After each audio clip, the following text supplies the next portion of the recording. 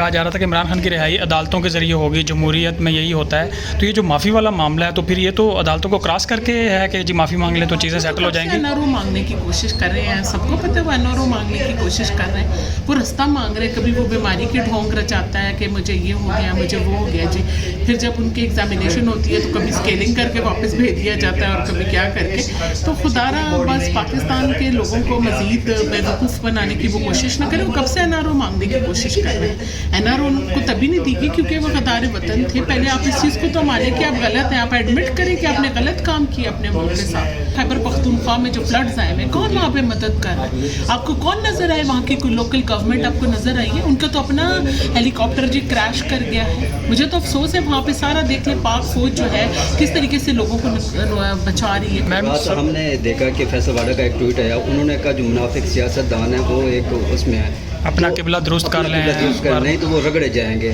تو وہ کن کو منافق سیاست دان اور جو حیل ہیں ترقی میں، یہ کن کی طرف اشارہ کیا جا رہا ہے؟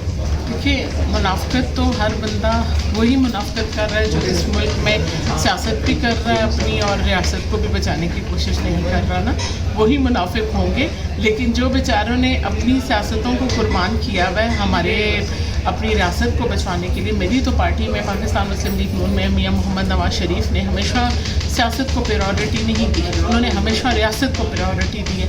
اور اس مادر ملت یہ جو ہماری جو سرزمین ہے، یہ ہماری ماں ہے، یہ ہماری دھرتی ہے، ہمیں اس سے پیار ہے. تو ہم نے تو اس کی خاطر ہر قربانی دی. ہم نے جا کے مجسمے نہیں توڑے، ہم نے جا کے املاک کو نقصان نہیں پہنچایا.